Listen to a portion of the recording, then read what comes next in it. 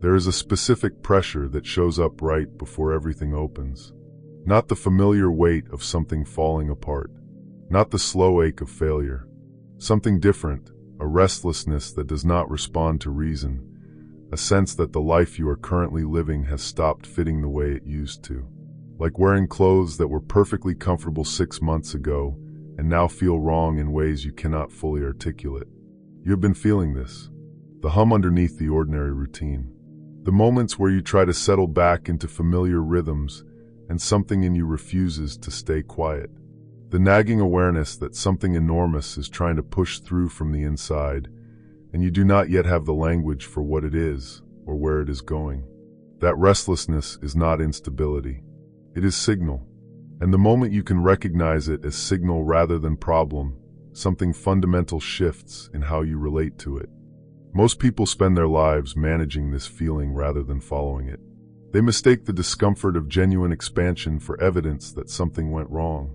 So they retreat. They dial down the hunger. They make peace with a smaller version of what they actually wanted, and they call it maturity or realism, and the window that was opening quietly closes. You have not done that. You are still here, still inside this pressure, still carrying it even when it gets heavy. That matters. It means something real is happening. Here is what is actually happening inside you right now. Your threshold has expanded past what your current life can contain. You have grown beyond the version of yourself you were 6 months ago, even if you have not fully acknowledged it yet. The version that knew how to navigate the old constraints, that had learned to fit within certain boundaries, that was genuinely skilled at managing expectations and showing up in the ways that were required.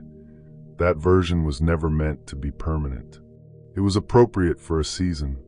The season has changed. Growth always involves a kind of release. The grip on what felt manageable has to loosen. The attachment to being comfortable and controlled has to soften. This is not weakness. This is the structure of genuine expansion. And the in-between space, the gap between who you were and who you are becoming, is where most people abandon their own evolution. Because the in-between is genuinely uncomfortable. The old familiar patterns are still within reach, still calling, still offering the comfort of the known. And what is ahead does not yet have a clear shape. The difference between people who move through this and people who retreat is rarely about talent or circumstances. It is the willingness to remain inside the uncomfortable middle ground long enough for the transformation to complete itself. You are developing that willingness now. Even if what it feels like from the inside is barely holding on, that is what real resilience actually feels like when you are in it rather than looking back at it. If this is meeting you somewhere real, there is a link in the description to support this project. Given freely, only when it genuinely resonates. That spirit is what makes it possible for these words to keep finding people at the moments they need them. What is also happening in the last stretch before a genuine shift is that every old defense your nervous system has run simultaneously.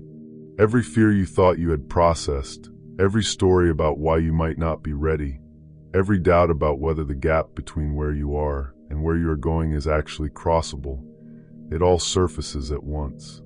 You start questioning your direction. You wonder if you have been delusional. Something in you wants to call the whole thing unrealistic. This is not weakness. This is the pattern. This is what happens when your nervous system is about to upgrade, and it runs every old program it has left in a final attempt to keep you in the known.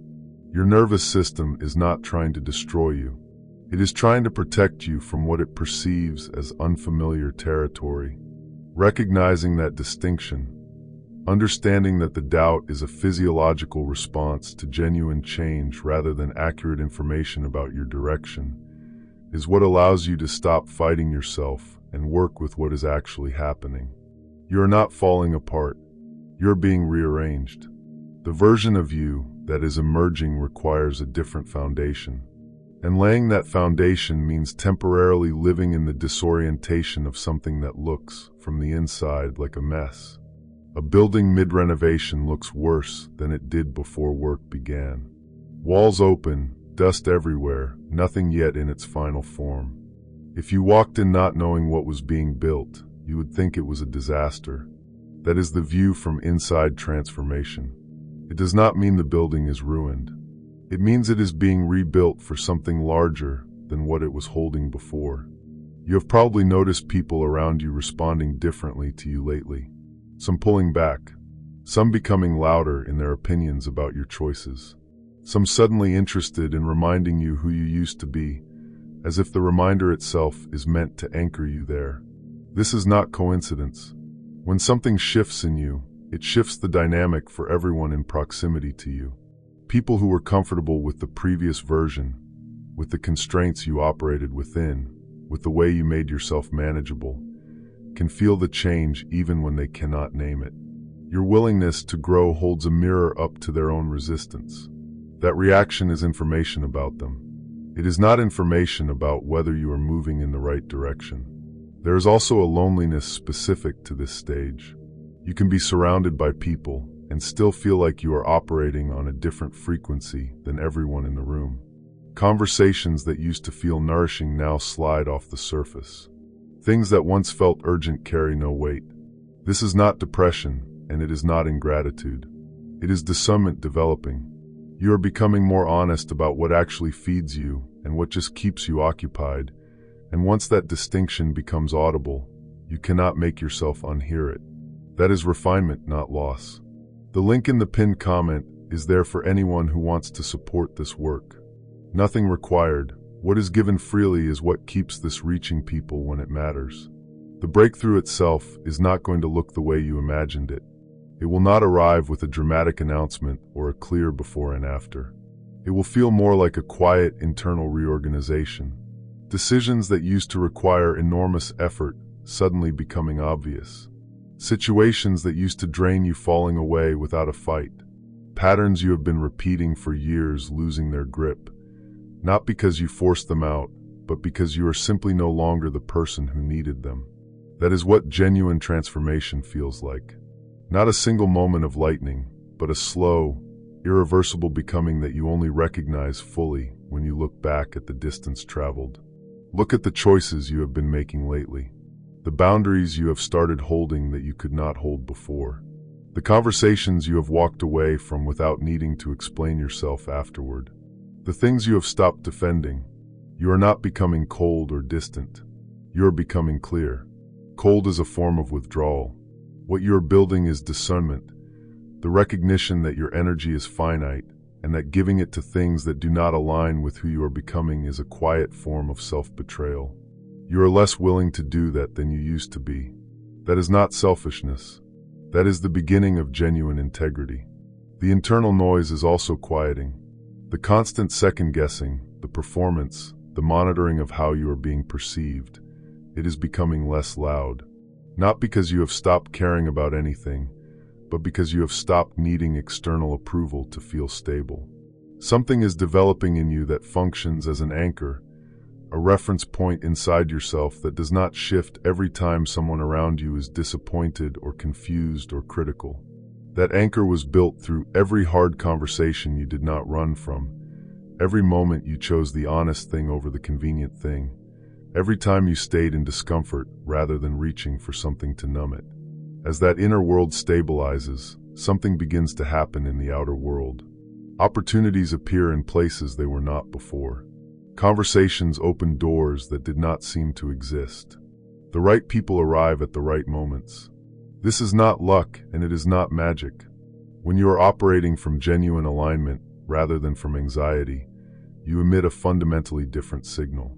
You stop drawing toward you what matches your fear and start drawing what matches your actual truth.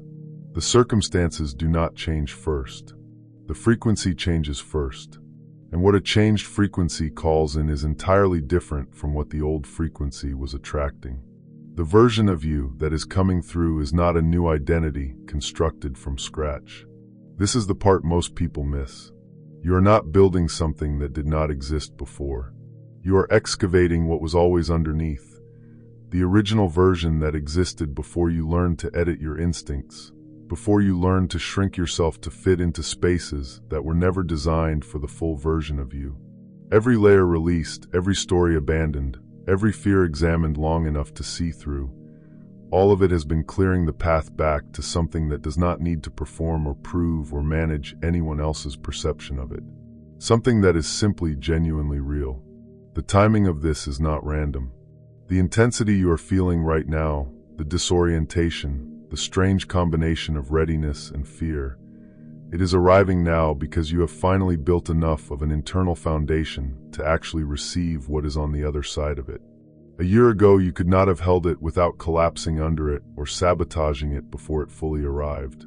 Something in you has been getting stronger in the places that used to give way, more honest in the places that used to hide, steadier in the places that used to spin. You are ready in a way you have never been before.